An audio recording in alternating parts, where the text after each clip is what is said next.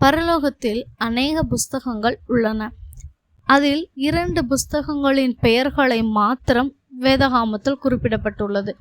அவை என்ன புஸ்தகம் என்பதை பற்றின விளக்கங்களை இந்த வீடியோவில் பார்க்கலாம். முதலாவதாக ஜீவ புஸ்தகம், இரண்டாவதாக ஞாபக புஸ்தகம்.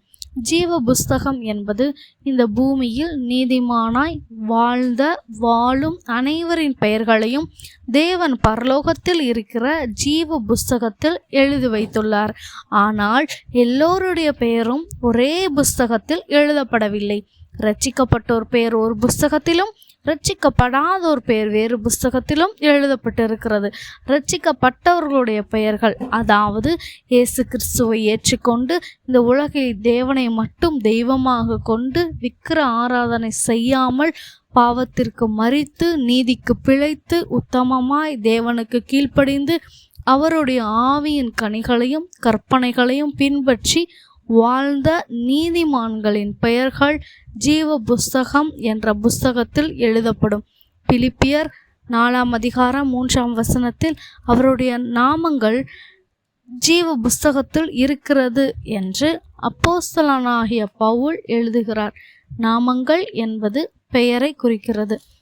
சங்கீதம் 69:28 ஜீவ புஸ்தகத்திலிருந்து அவர்கள் பேர் கிறுக்கப்பட்டு போவதாக, நீதிமான்கள் பேரோடே அவர்கள் பேர் எழுதப்படாதிருப்பதாக என்று தாவீது சொல்லுகிறார். அதாவது தேவனுக்காய் பாடுபட்டு உத்தமனாய் நீதிமானாய் வாழ்ந்தவர் பெயர் ஜீவ புஸ்தகத்தில் எழுதப்படும்.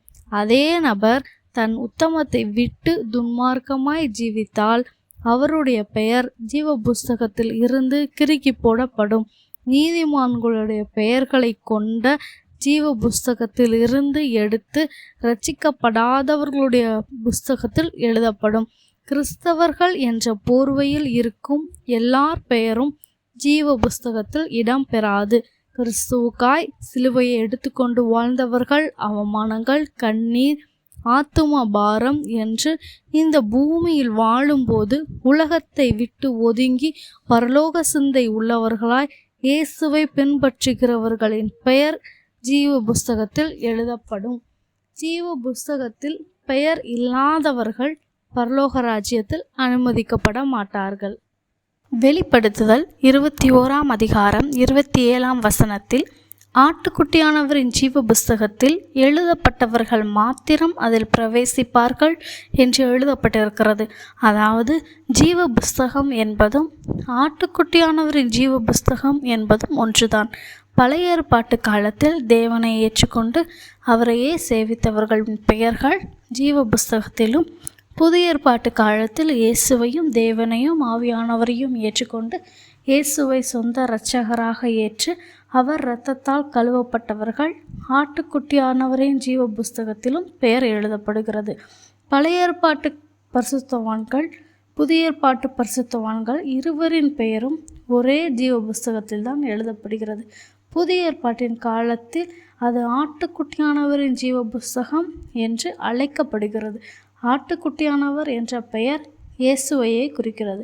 இயேசுவின் நாமமாகிய ஆட்டுக்குட்டியானவர் என்ற பெயரை கொண்டு ஜீவ புஸ்தகமானது ஆட்டுக்குட்டியானவரின் ஜீவ புஸ்தகம் என்று அழைக்கப்படுகிறது. ஜீவ புஸ்தகத்தில் ஒரு நபரின் பெயர் எழுதிவிட்டால் கண்டிப்பாக அவர் பரலோக ராஜ்யம் சென்று விட முடியும் என்று சொல்ல முடியாது. அந்த நபர் மரிக்கும் வரை அல்லது இயேசுவின் வருகை வரை நீதிமானாக இருக்க வேண்டும். இல்லை என்றால் ஜீவ புஸ்தகத்தில் இருந்து அவர் பெயர் அழிக்கவோ அல்லது கிறுக்கி போடவோ வாய்ப்புகள் இருக்கிறது. இரட்சிக்கப்பட்ட புதிதில் இருக்கும் நமது இரட்சிப்பை பாதியில் விட்டு விலகி துன்மார்க்கமாய் செயல்பட்டால் இயேசு கிறிஸ்து நம்முடைய பெயரை ஜீவ புஸ்தகத்திலிருந்து கிறுக்கி போடுவார். அடுத்ததாக ஞாபக புஸ்தகம், அதை பற்றி பார்ப்போம். மல்கியா 3:16 கர்த்தருக்கு பயந்தவர்கள் ஒருவரோடொருவர் பேசிக்கொள்வார்கள். கர்த்தர் கவனித்து கேட்பார். கர்த்தருக்கு பயந்தவர்களுக்காகவும் அவருடைய நாமத்தை தியானிக்கிறவர்களுக்காகவும் ஞாபக புஸ்தகம் ஒன்று அவருக்கு முன்பாக எழுதப்பட்டிருக்கிறது என்று சொல்லப்படுவதை நாம் வேதத்தில் வாசிக்க முடிகிறது. ஜீவ புஸ்தகம் என்பது வேறு, ஞாபக புஸ்தகம் என்பது வேறு. ஜீவ புஸ்தகத்தில் பெயர்கள் உள்ளவர்கள் பரலோக ராஜ்யம் செல்வார்கள்.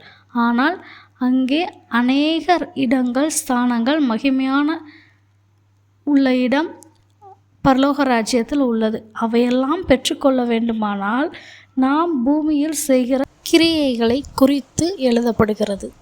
அதற்குத்தான் இந்த ஞாபக புஸ்தகத்தை தேவன் பரலோகத்தில் வைத்துள்ளார். ஞாபக புஸ்தகத்தில் இரட்சிக்கப்பட்டவர்கள், நீதிமான்களின் கிரியை உடையவர்கள், பரிசுத்தவான்கள் ஒருவருக்கொருவர் பேசும்போது எப்படி பேசுகிறார்கள் என்பதை தேவன் கவனித்து ஞாபக புஸ்தகத்தில் எழுதி வைப்பார்.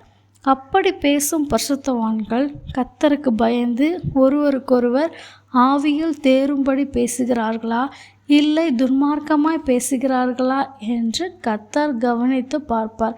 மேலும் தேவனோடே நம்முடைய உறவு, அன்பு, விசுவாசம், அவருக்காய் நம் பட்ட பாடுகள், சகித்த பாடுகள், அவமானங்கள், அர்ப்பணிப்பு, ஆத்துமா பாரம் இவை எல்லாவற்றையும் ஞாபக புஸ்தகத்திலே எழுதி வைப்பார்.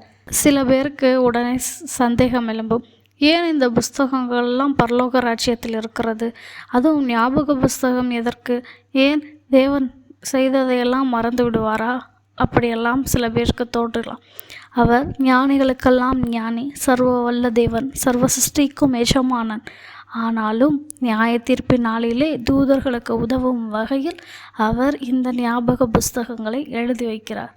இனி இரட்சிக்கப்படாதவர்கள், மார்க்கர்கள் பெயர்கள், கிறிஸ்தவர்கள் என்ற போர்வையில் இருப்போர் பெயர் எந்த புஸ்தகத்தில் இருக்கும் என்பதை பார்ப்போம். வெளிப்படுத்துதல் 20ஆம் அதிகாரம் 12ஆம் வசனத்தில், மரித்தோராகிய சிறியோரையும் பெரியோரையும் தேவனுக்கு முன்பாக நிற்க கண்டேன். அப்பொழுது புஸ்தகங்கள் திறக்கப்பட்டன. எனவே சொல்லப்படாத அநேக புஸ்தகங்கள் பரலோகத்தில் இருக்கிறது. அவைகளில் இரட்சிக்கப்படாதவர்கள் பெயரும் ஒரு புஸ்தகத்தில் எழுதத்தான் செய்யப்பட்டிருக்கிறது. வெளிப்படுத்துதல் 20ஆம் அதிகாரம் 15ஆம் வசனத்தில், ஜீவ புஸ்தகத்தில் எழுதப்பட்டவர்களாக காணப்படாதவன் எவனோ அவன் அக்கினி கடலிலே தள்ளப்படுவான், அதாவது நரகத்திலே தள்ளப்படுவான். ஒரு மனுஷன் துன்மார்க்கமாய் மரணிக்கும் வரை அல்லது இயேசுவின் வருகை வரை மனம் திரும்பாமல் இருந்தால் அவனுக்கு நரகம் காத்து கொண்டிருக்கும். அதே மனிதன் மரிக்கும் முன் அல்லது இயேசு கிறிஸ்து வருகைக்கு முன் தன் துன்மார்க்கத்தை விட்டு இயேசுவின் இரத்தத்தால் கழுவப்பட்டால் இரட்சிக்கப்படாதவர்களின் புத்தகத்தில் இருந்து அவர் பெயர் கிறுக்கி போடப்பட்டு ஜீவ புஸ்தகத்தில் அவர் பெயர் எழுதப்படும். அதன் பின்பு அவர் செய்கிற நன்மைகள், இயேசுவின் மேல் உள்ள வைராக்கியம், இயேசுவை பற்றின செயல்கள், அவர் படுகிற பாடுகள் எல்லாம் ஞாபக புஸ்தகத்தில் எழுதி வைக்கப்படும். எனவே நம்முடைய பெயர் மாத்திரம் ஜீவ புஸ்தகத்தில் இருந்தால் போதும் என்று இருக்காமல், இந்த உலகத்தில் பிறந்த அனைவரின் பெயரும் ஜீவ புஸ்தகத்தில் இடம்பெற சுவிசேஷத்தை அறிவிப்போம். அப்படி ஒருவர் மனம் திரும்பி ஜீவ புஸ்தகத்தில் இடம் பெற்றால் ஞாபக புஸ்தகத்தில் உங்களுடைய கிரிகைகளை இயேசு இடம்பெற செய்வார். பரலோகத்தில் அந்த கிரிகைகளுக்கான பலனை பெற ஆயத்தமாகவும் ஆயத்தப்படுத்துவோம். ஆமென். இயேசுதானே சீக்கிரமாய் வருகிறார்.